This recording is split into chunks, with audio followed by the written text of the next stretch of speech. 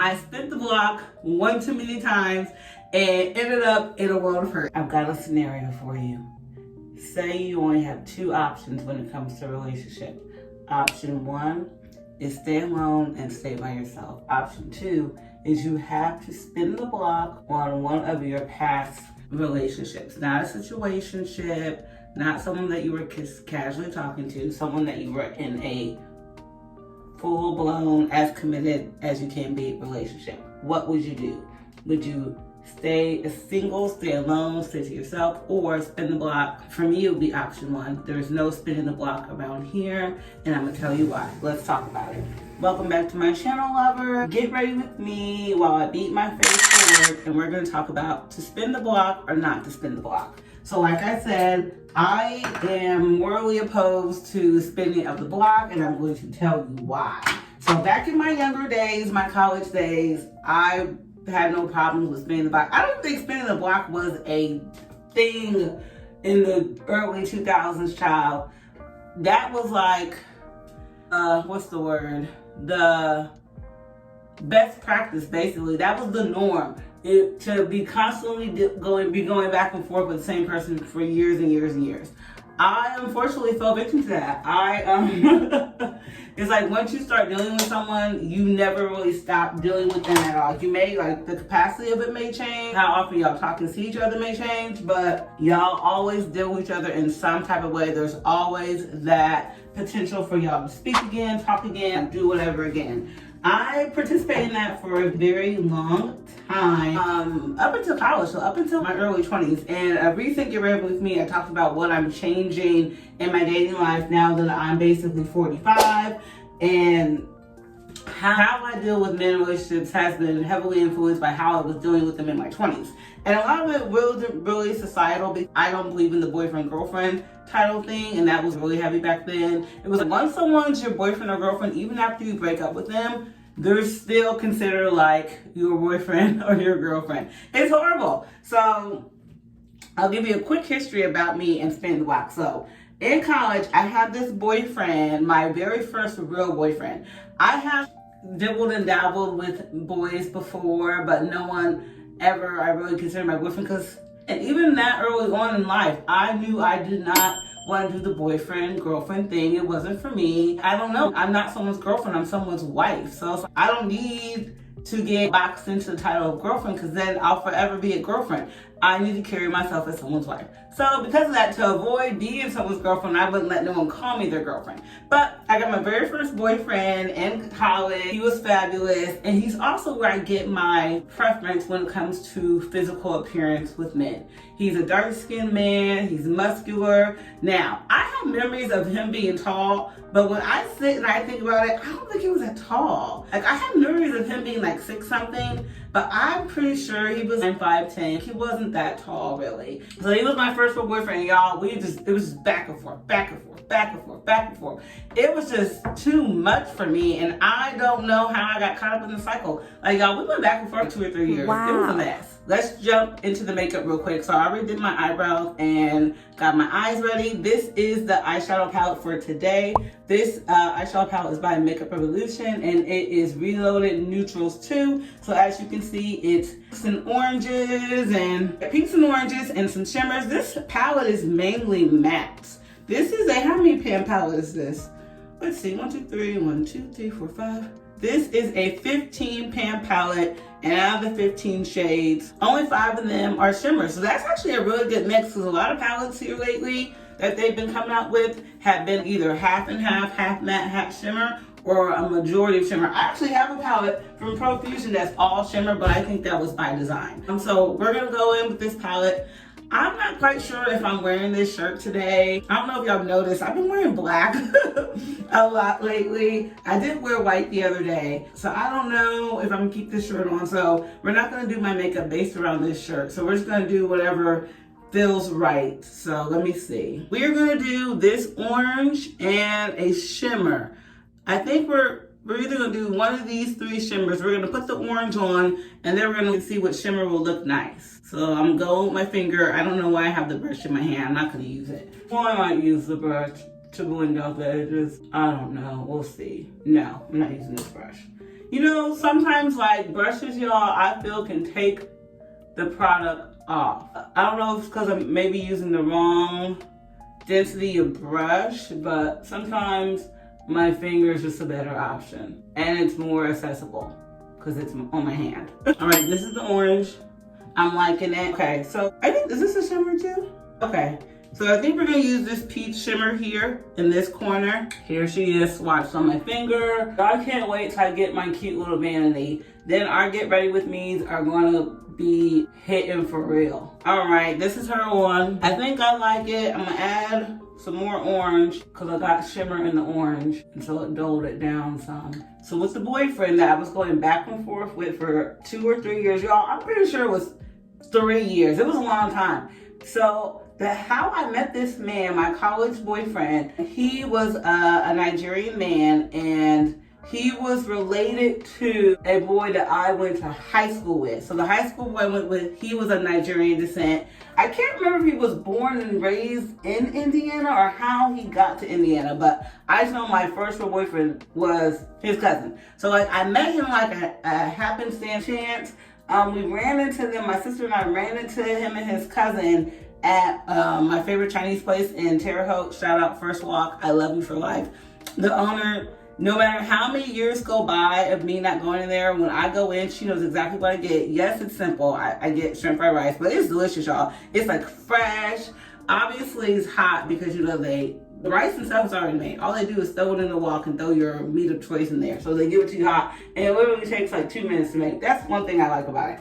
So I met him in there, and then I can't recall how I reconnected with him. Like, I don't remember how we reconnected, but we ended up reconnecting, and it was like, so when we reconnected, I was still in high school. It was senior year, I graduated high school, and then I went into college. So during that summer of me going into college, I was in the 21st Century Scholars Program, which is a program for, I believe, 8th graders. You sign up when you're in 8th grade. It's for it's for 8th graders who have either 1 or 2 parents who do not have a college degree.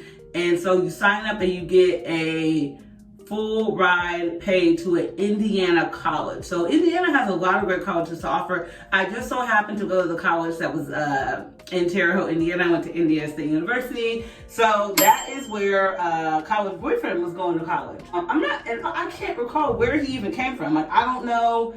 I'm pretty sure he's not from Terre Haute.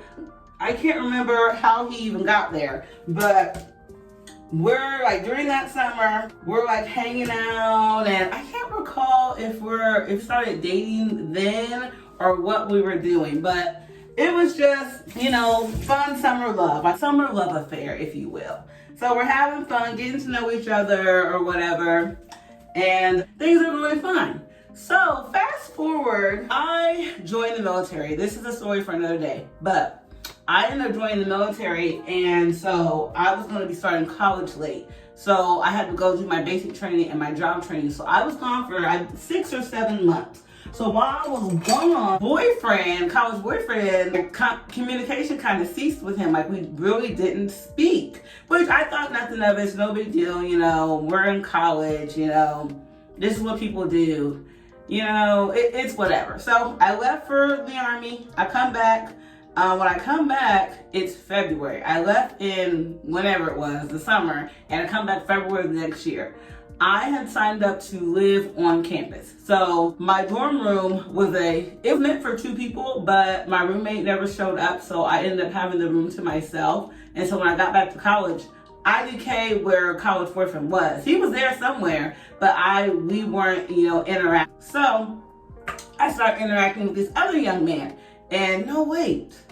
I was like, yes, so this other young man, we had interacted before. He is a cousin of another boy that I went to high school with. So we kind of just like reconnected again, because when I left and came back, it's like when I left and came back, all the people that I used to talk to were coming back around except for boyfriend. I honestly can't remember where he was. So I reconnected with this other boy that I was dealing with too while I was in high school. And he was a year older than me. He was not that much older. I was 18, he was 19 or 20. So not that big of an age gap for the age gap police out there. So yeah, we like reconnected again. It was like, you know, didn't really last so long. It was like, you know, a little blip on the radar, not too big of a deal. So fast forward, I have a cousin. My cousin somehow, she knew this man. He used to go to the college that she went to. He ended up transferring from her college to my college. And for whatever reason, they hated each other's guts. They hated each other for whatever reason. I guess they got over their hate for each other and started to be friends again. So he invited her to come hang out with him and his friends in his dorm room. So of course she invites me because here's his dorm and here's mine. So we're literally across the freaking courtyard. So she's like, okay, well, Charity, come over here and hang out with me and him and his friends. Y'all, why do I go to this man's room and why is college boyfriend in this man's room? And so I'm looking at college boyfriend thinking nothing of it, and he's looking at me like, chick, what are you doing here? So I thought nothing of it, and then I was like, oh wait, friend boy is Liberian and college boyfriend is Nigerian, so they have that African connection. That's why they're friendly and they know each other, and they're related who went to high school together. But the two people that they're related to, I ain't never seen them hang out together, but they might have, I don't know. So we reconnect then. So we're talking again and things are okay, but he is very, very, very, very, very inconsistent with me, y'all. Like, so inconsistent. So, you know, in college you have landlines, you have room phones. And so I would call his room phone. Did he have a cell phone? Child, I don't think so. I think he has so. He did. I don't remember. But I would call the room phone. He shared a room with his brother. I call the phone. Brother answered the phone, talking about boyfriend ain't there. And I'm like, okay, well, where is he? And he's like, oh, I'll leave a message for him to tell him to call you back. Y'all, fool never will call me back. Never, ever will call me back. I literally would just run into him on campus, and then he would just be acting like, oh, he just missed me so much. So I'm like, if you miss me so much, like, why aren't you calling me or whatever? So I have finally had. I'm like, you know what? I've had it with this behavior. We're breaking up. I'm done with you. So I broke up with this man so many times. And so then my cousin, who was friends with friend boy, she has a sister. That sister is a lover for real. Like, she's just all about love, all about people, all about connection. Somehow, freaking college boyfriend gets in that cousin's ear and is pleading his case. He's like, oh my gosh, please get Charity to talk to me. I'm in love with her. Love, love, love. Oh, my cousin needs to hear. So here she comes to me talking about, oh, Charity, give him a chance. He loves you. He's going to do right. And I'm trying to tell her, he don't like me like that. I call, he called me back. He only is on me when he sees me on campus. If he don't see me, it's like out of sight, out of mind. She was like, oh, he's gonna work on it, he's gonna get better. Y'all, this went on for a long time. It was literally that cycle. I would not talk to him. He'd go to my cousin, get my cousin to plead with me to take him back. I would talk to him, we would start talking again. It was like makeup, breakup, and my cousin was always involved. He was always running to her to get her to talk to me to fix it. So then it got to the point where she was like, okay, enough is enough. Like, you're telling me you're doing these things for Charity, but Charity's telling me that you're not doing it. So which is it? Are you lying or she's lying? She's like, you know what, at this point, you gotta be lying because why would Charity lie? And she's gonna believe me anyways because I'm her cousin, duh. So it was just a lot of back and forth with that boyfriend. So he is the main reason why the kid does not spin the block. So the spinning the block with that boyfriend went on for a while. Like, even when I left and came back. So I left and came back twice. I left and came back the first time for basic training and whatnot. Then the kid ended up getting freaking deployed at the ripe young age of 20 years old. I spent my 21st birthday in a war zone. And my birthday landed on a Saturday, y'all. I was depressed. I couldn't believe it. I was like, of all places for Jesus to put me, he put me in the middle of a war zone, daggett, on my 21st birthday. And my birthday falls around Halloween. My birthday's October 28th, so people tend to celebrate Halloween on like 28th, 29th, so it's usually always people dressing up. around my birthday time. So since I'm in a war zone, they're trying to, you know, uplift morale. So we had like a Halloween party, like a costume party. So I left that time too. And that time I was gone for a year and a half. So that is why like my best friend and my other good friend ended up graduating college before me, because I was gone. I missed a year and a half of college. So whenever I tell people that I was in college for 5 years, I always have to mention, technically I graduated in 3 because I missed a year and a half, like due to the government, due to choices that I made. So I left, came back, and then when I came back the second time, we did not reconnect. It had concluded. And when I came back the second time, I was balling out of control, so I was able to live off campus. I got my very first apartment, y'all. My very first apartment was lit. It was a house that was converted into 3 units, a 1-bedroom, a studio apartment behind the 1-bedroom, and a 2-bedroom upstairs. I was in the 1-bedroom. Y'all had real hardwood floors, a working fireplace. It was an open concept. I had a foyer. I had a big old hallway closet. I had a 1-bedroom. I had a hallway from my bedroom that led to my bathroom. I had a built-in-the-wall vanity. Y'all, I was lit. And how old was I? I was 21 and I was popping. I didn't have to work because since I was in college, the federal government was paying me to be in college. And since they had shit in my caboose overseas, they were paying me like $1,800 a month, which was technically to pay for college. But like I mentioned, I was on a 21st century scholarship, so I didn't have a college bill. But I still took out loans because why? I felt I was greedy. I felt I needed the money. And now I'm paying the price.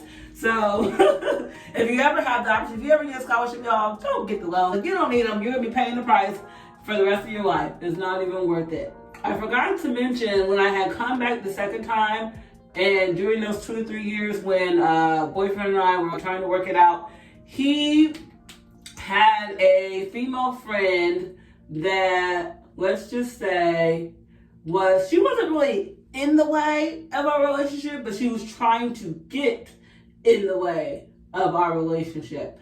And he was just in denial about that. So she was an issue, but not an issue really.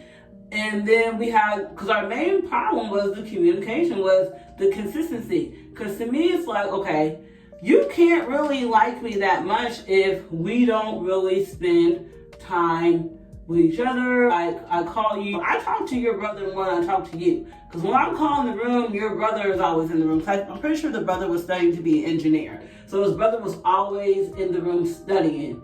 And boyfriend was never in the room, y'all. And actually, I believe he was there. I truly believe he was there. I just believe he just didn't want to talk to me, because where else was he? Because he too was studying a very time-consuming major that took a lot of studying and preparation. So I know he wasn't running around the campus, and our campus wasn't really like a party, like an everyday kind of thing. So that was saved for the weekends. So like during the week, if you're out like dealing with someone that you like or something, you're not like out late partying or whatever. So he was out late with somebody, or like I believe he was in the room. I don't think he was gone. I'm pretty sure he was there. He just didn't want to talk to me, which, whatever. Following him, I just dated around and about college. Since I was now 21, my 2 cousins and I went to Indianapolis to the club. So Terre Haute, man, we had like bars, but during the summertime when school is out, no one's there. When college is in, of course the bars are popping because it's a college town. And then when it's summertime, it's just the people who are from Terre Haute, which most of them are your cousins. So you don't really want to be partying and dancing up on your cousin ill. So we would go to Indianapolis a lot. So I was dating and dealing with a lot of men from Indianapolis. So that's just what I was doing in college, and I would spin the block with them Indianapolis men too. Like, I don't know what the problem was. I don't know. Like I said in the beginning, back then it was just a revolving door. Like once someone comes in, they just keep coming in and keep coming in and keep coming in. It took me years. It took me into my basically 30, like 29, 30 to like, you know what? This is not what I want. Like once I'm done with somebody, I'm done with them. Like you're not rehireable. And so I had to institute like a 3-day policy. So if I don't hear from somebody in 3 days, I don't give them like 72 hours, if I last heard from you at 4 p.m. on Tuesday, if I don't hear from you again until by 4 p.m. on Friday, you quit. It's 3 days. So whatever time it was I talked to you on Tuesday, if I don't hear from you by Saturday, by midnight Saturday, it's done and over. Like, by the time I wake up on Saturday and I ain't talk to you or you ain't text me, you quit. And it's rare for me to fire people. I've only fired a couple people, but mainly people quit. And that's why I had to institute that, because I'm like, I'm not benefiting from people being inconsistent with me, thinking they're gonna, put me on the back burner, put me in the slow cooker, and then come back and check on me when they feel like it. No. While you have this time now, show me what you got. I'm gonna show you what I got, and I'm gonna see if it works. And if it doesn't work, we move on. I don't like the spin the block thing. Like, no, you're not gonna spin the block and come and check and see what I've been up to, what I have going on. No. Cause for me, I mentioned this in my last Get Ready With Me. I don't know if I have posted that yet, because they may be getting posted out of order. I talked about not dating someone that you're not physically attracted to, and a habitual offender of dating people that I'm not attracted to. I did this a lot in my later 20s, early 30s. In my early 20s, everyone I talked to was fine. Everybody. There's a couple of them that people may be like, what were you thinking? But in my mind, they were fine. So when I got to my 20s, it was like, okay, I keep dating all these fine men, and every time I date a fine man, all of a sudden, everybody and their mama wants them. So I started to make a purpose of only dating men that society considered to be ugly, but were cute to me. Y'all, that still backfired. So when I was in college, I always took summer classes. And I took them because I was greedy. Because you get student loans during the summer, and the federal government, was paying me to go to college. So I wasn't really taking summer classes because I needed to, because I did not. I was on track to graduate on time, even though I missed that year and a half. I was taking them because I was greedy and I wanted the money. I had the spring semester before that summer, I have seen this man on campus, and y'all, I was obsessed with him. And at the time, I had a female friend who literally knew everybody on campus. The campus wasn't that large, but there's groups of people, there's athletes, there's things like that. So there's a lot of people on campus that I did not know. And he was a person that I did not know. And just in casual conversation, I'm talking to her about him, and I don't know his name, y'all. I just would tell her what he looks like, where I would see him at, y'all. Why was she able to find this man a day? She told me who he was, where he was from. So this is during the time when Facebook is lit. It's just starting out, and you have to have a .eud email address, to be on Facebook. So I get on Facebook, type in his name, and I find him, y'all. So why, when I look this man up on Facebook in the computer lab, why is he in the computer? Why is he in the computer lab at the same time? So I sent him a friend request. I can see his screen. He has Facebook open. And was I wearing? No, I had contacts. I had really good contacts back then. The way they make contacts nowadays ain't no telling what I can see. But I can clearly see his screen. And so he clicks, and he immediately accepts my request. So I was like, oh, I'm in there. So then I messaged him, and to my shock and surprise, well, it wasn't really shock and surprise, he starts messaging me back. So we start chit-chatting, and like I've mentioned before, I'm a food fast. When I find something that I want, I Christopher Columbus it, and I put a flag on it. So I was in the process of putting a flag on him, and he, in my opinion, is beautiful. But according to him, a lot of people didn't pay him no mind. He was not used to women hitting on him. He was always having to approach women. It wasn't, women approaching him. So he was just swooned by the fact that the kid wanted him, and I wanted him bad. So we're chatting, and at the time I lived off campus, and it was summer, and so he was staying on campus. So he would just come to my apartment and hang out with me. So one day, this fool comes to my apartment and has a note in his hand. And I'm like, what's that? He's like, somebody left this note on my truck. And I'm like, well, what is it? Y'all, someone that left my boo thing a confession of their crush on him. Wow. Talking about they've been seeing him around campus for a minute now. They're interested in him. And she left her phone number. I was like, are you gonna call her? He's like, no, why would I call her? And I'm like, well, she's, just to see what she looked like. Like, I don't know, maybe you like her. And he was like, no, he's like, this has never happened to me. Like, ever since I started dealing with you, like, more women are paying attention to me. And that's when it occurred to me, like, it is true what they say. Women want what other women have. So if a woman sees you with a man, her brain starts ticking like, okay, he must got money, he must have something, especially if it's a man that, you're more attractive than. Usually that's what it is. If they see a conventionally attractive woman with an unconventionally attractive man, they immediately think, okay, he's coming up in the world. He's got something that I must have, so let me go for him. Y'all, that happened a lot. When I was dating my, conventionally unattractive men, it was like women literally were coming out of the woodwork, y'all, like, because I'm cute, but I didn't realize I was that cute at the time. Because, at the time, no, I was still, at that time, I was coming into my prettiness, so I was getting more, male attention. But since I didn't start my teen years out that way, getting male attention from people who weren't family members, getting, compliments from people who weren't family members, I did not realize that I was attractive. So like still to this day, when people stare at me, I immediately get defensive. I think something is wrong. Is my boob out? Are my pants undone? Is something wrong? Like something's like, I don't immediately think that they're interested in me or they find me attractive. I think something is wrong, so I'm looking around trying to see what is wrong. So like at that moment, I had the realization like, okay, truly dating conventionally unattractive men, as they now call the medium ugly men, isn't working because they're still coming. So at this point, I might as well just date whoever I think is pretty. So I have a physical type that I like, but when it comes to like facial features, they really can have like any kind of face almost. So I do like either muscular built, like lean and muscular, or thick and muscular. I like the definition.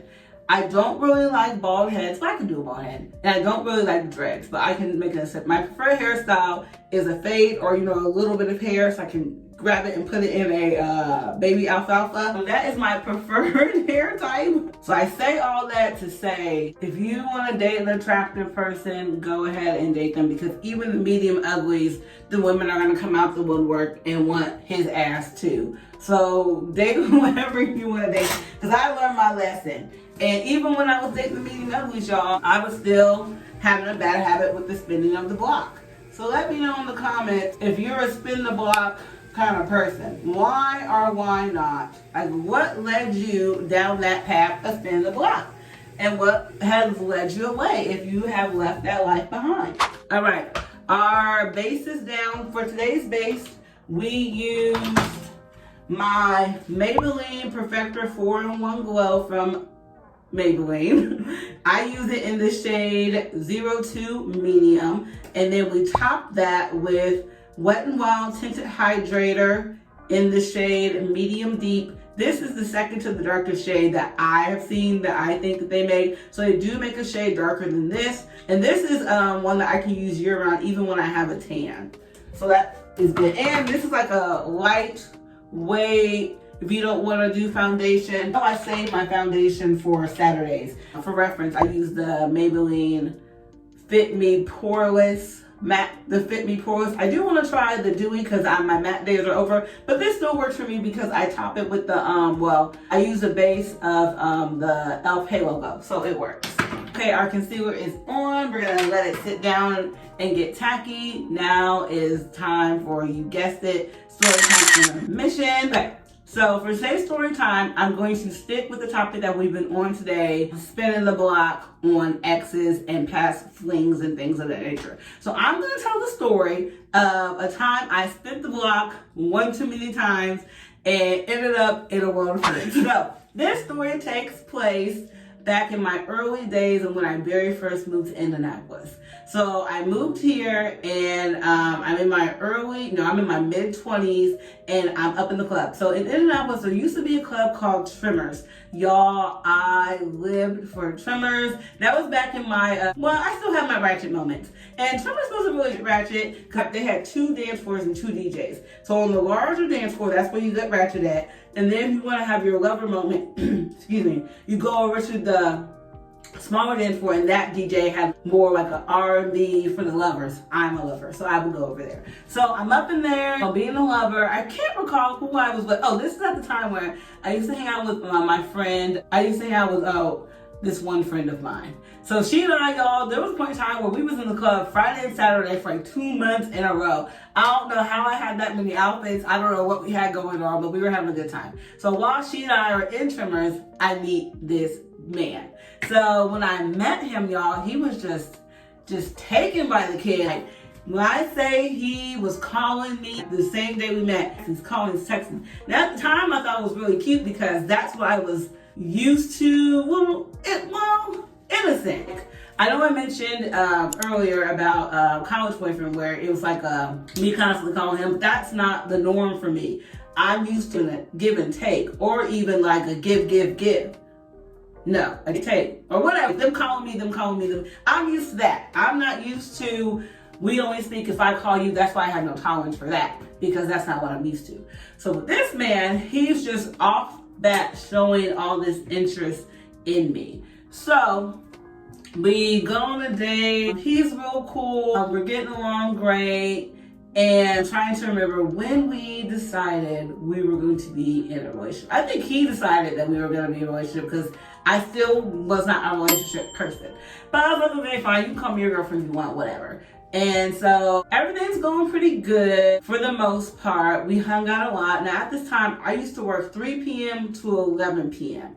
And he was a first shift worker. So he would work from 6 a.m. 8 a.m. to 5 p.m. But I would still go to his house after work because we sort of lived in the same neighborhood. So we were getting along fine. Everything's going good. Fast forward some months later, for whatever reason, he thought it would be a good idea to stop speaking to me. Like, straight up disappear. Y'all, I'm calling him. He's not answering. Wow. I'm driving by his house. Yes, it was that bad. Well, you can't even really consider driving by his house because I had to pass his house to get to my house. But still, it was that bad. And I just could not figure out for the life of me why he stopped speaking to me.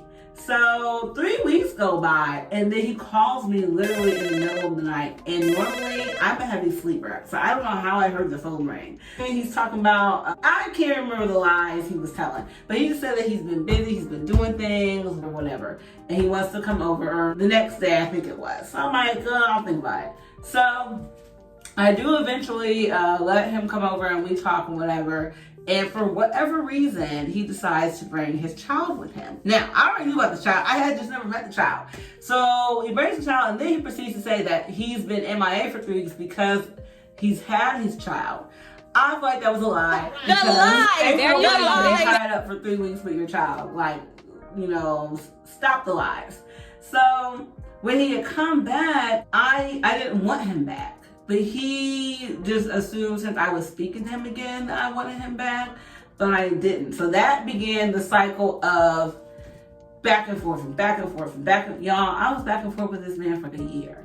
So during this back and forth, it was really more so because I didn't want him back, but he just wasn't ready to just cut ties with me completely. So it was just a lot of back and forth happening up until doomsday. So he had gone through some things and he ended up needing a place to stay. And I guess that's why my name is Charity. I give back to those in need. So I offered up my place for him to stay. I had a 2-bedroom townhouse. And this townhouse had very big rooms. It was 2 stories. And so he basically had his own room. So we were not romantically involved at all. So while I'm letting him stay there, I think he only been staying there a day or 2, y'all. I have reconnected with a dude I used to talk to in college. And this person just so happened to, he's not even from Indiana. He just so happened to move to Indianapolis. And so I let dude know, well, I let my college friend, I'm like, hey, I'm letting my homeboy stay with me because he's going through some things. He's like, oh, I don't care. So my homeboy, ex-boyfriend, or whatever we're calling him, he gets to my house. I let him know, I'm like, hey, my college friend is going to stop by later. He, y'all, breaks out into the theatrics. He's pissed off. He's upstairs calling his sister, who literally lives 5 minutes from me. Why he didn't stay there, I don't know. And she has the space. So he's calling the sister, he's crying to the sister, complaining about me, and I'm doing all these things to him. So college friend ends up coming over. Homeboy, was he there? Y'all can't remember if he was there or not. I'm actually pretty sure he was there. But it wasn't even in a situation like that. Like, college friend literally is a friend. So, whatever. So the next day, well, college friend left that night. Homeboy, he's still upstairs. I get up the next day, I get ready, and I go to work. I come home from work. Homeboy's stuff is gone, but he has a key to my place. So I'm calling him, y'all. He has the disrespectful nerve not to answer the phone. So I'm texting him, like, yo, you gonna get my key back or what? And he was like, I can't believe you would have someone up in your house. I said, I can't believe that you can't believe it. There's nothing going on with you. I forgot to mention, this man was a habitual liar. So for me, you tell lies. There's a difference between a liar and a person who tells lies. I tell lies occasionally, but I am not a liar. He was a liar. So to me, the difference between a person who tells lies and a liar is someone who is telling lies about their life, telling lies about things that do not directly affect you. So for example, he was telling lies about his finances, telling lies about his living situation, telling lies about basically his whole life. That is a liar. Someone who just tells lies is like, oh, I took the trash out, but you really just put it outside the front door. That's a little white lie. That's like a lie that I would tell. He was just lying. So this got to the point where he wasn't even trying to make his lies make sense, y'all. Like, the lies that I remember one day, my best friend had come to visit, and he was lying about what he was trying to tell us some lie. He had got let go from his job. So he was, and the reason why he said he needed a place to stay is because he didn't have any money. Now, mind you, he was big baller shot hard, but now all of a sudden you ain't got no money, you didn't put no money to the side, you're so financially savvy, because at that time I was more financially savvy, but he was claiming to be more financially savvy than me. And like I told you guys, I like to be around people who know more than I do so I can learn something. But come to find out, he was living a lie. It was all facade. It was all fake. So he is telling my best friend and I some lie that just does not make sense. It had to do with unemployment. And both of us are familiar with unemployment because I had been through it. She had been through it directly, but like she had dealt with it like with family members. But I had been through it with one of my jobs. I was on unemployment for 6 months, living my best life.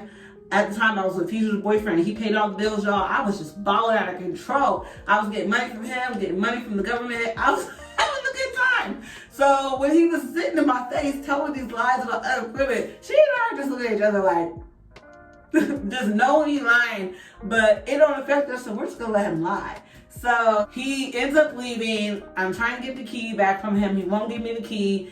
And so time goes by, I end up meeting someone else. And they're like, no. Yeah, I ended up meeting someone else and I just casually bring up that past situation I had or whatever, and I mentioned that he had a key to my place.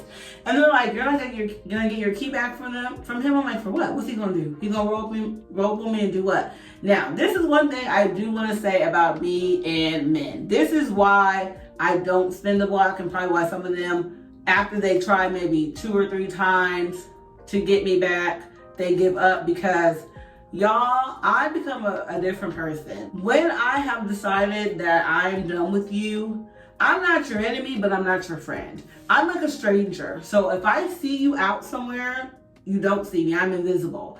I will literally just look at you and not say anything and wait for you to keep it pushing.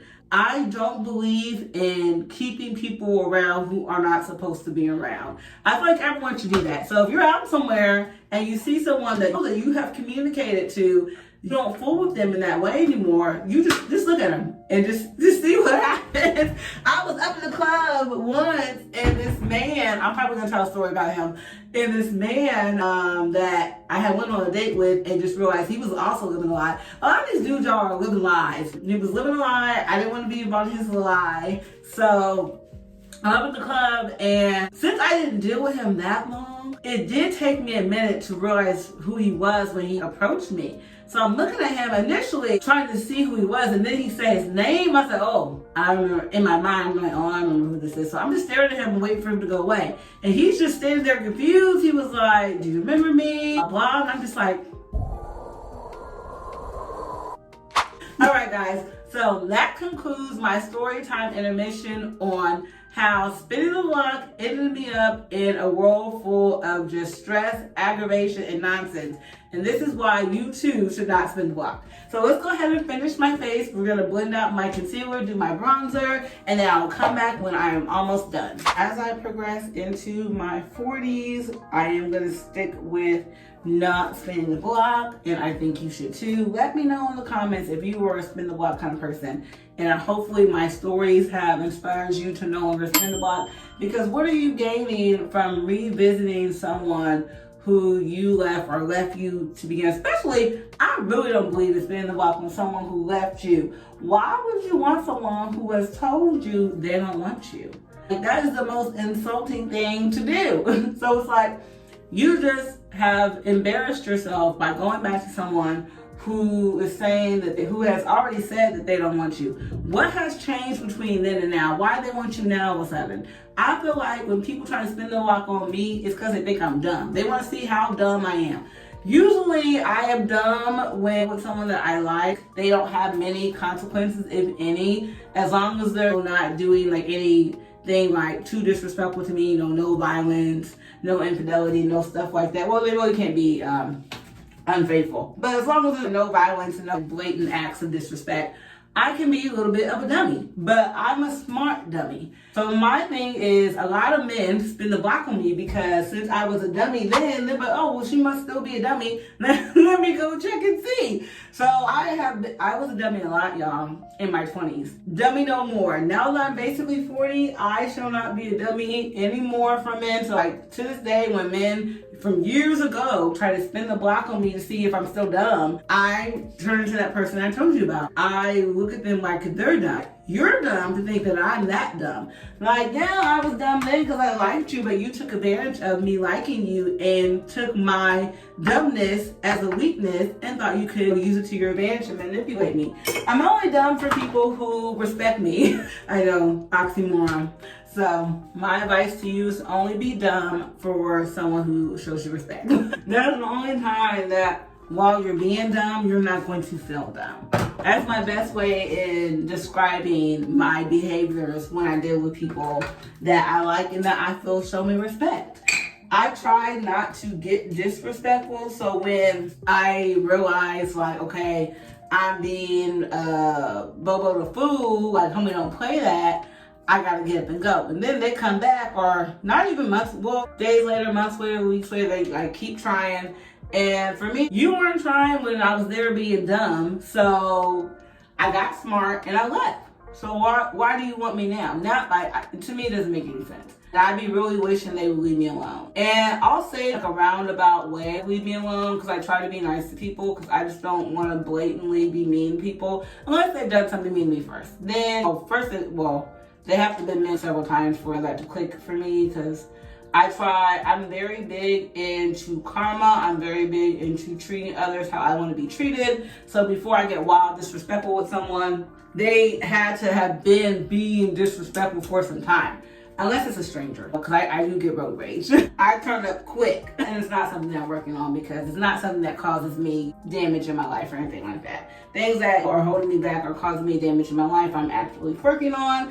And if you want to know more about what I'm working on, check out this video where I'm going to be talking about my goals and things like that. And you guys seem to like my planning videos. They don't get many views, which is okay, but I enjoy doing them and y'all enjoy watching them, because the videos that I enjoy making for the most part are the ones that my subscribers tend to watch, which I like. So I'm gonna keep making them even though they don't get many views right now. As Lovers Lane is what I'm calling it, as us lovers and Lovers Lane grow, I know those videos are going to be something that I'm going to use for us to connect more, us to chit chat more, share more of my Storytime intermissions with you guys, for us to get to know each other better.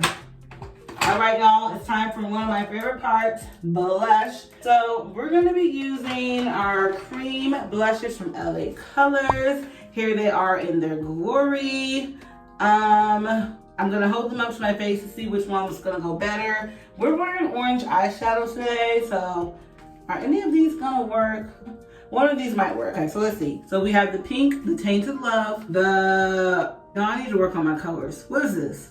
This is Mesmerizing. I'm not sure what color this is. Is this a mauve? I think it's mauve. This is like a Dusty Rose. This is Admirable. And then this is Adorned. This is like a, I don't know. I think of a flower when I see this color. And this one's Hypnotized. It's like a peachy pink. I think we're gonna do Hypnotize. Yes, we're gonna do Hypnotize. And these are from $1.25 Tree or $1 Plus Tree. Y'all, these discount stores are pissing me off. Dollar Tree's pissing me off with their freaking plus section. So basically Dollar Tree has turned into Five Below, and Five Below has turned into mother freaking Dollar General with their high ass prices. Pissed me off.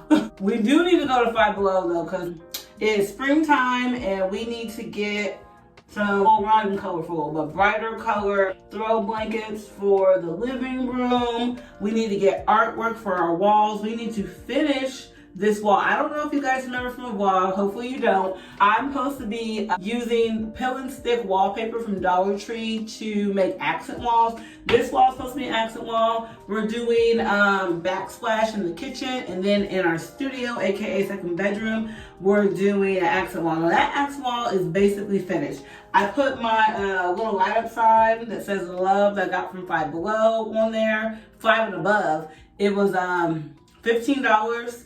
It was worth the $15. When I do my vlog, we'll be in that room and I'll show you guys that sign so you can see what I'm doing in there. Hopefully I have a before and an after picture so y'all can see what it looked like before versus what it's going to look like. Well, it'll be in the processing, so if you watch the vlog, you'll see. So this is how pretty what shade is this? A Hypnotized looks. It's a peachy pink. This is the color. I like that the color of the product perfectly matches the color of the packaging. I love when that happens. I love when things perfectly match colors. Why so much product is coming out? I don't know. Oh, geez. Okay, lover. I hope you enjoyed getting ready with me just as much as I enjoyed getting ready with you. Be sure to give this video a thumbs up and turn on your post notifications so you'll be notified every time I post a video. And during the month of June, it's gonna be 2 to 3 videos a week because we are still on the road to monetization. So we'll help the kid get there. And if you're not subscribed, go ahead and subscribe to my channel. I just recently hit 500 subscribers. So be sure to check out this next video because YouTube picked it just for you. See you there.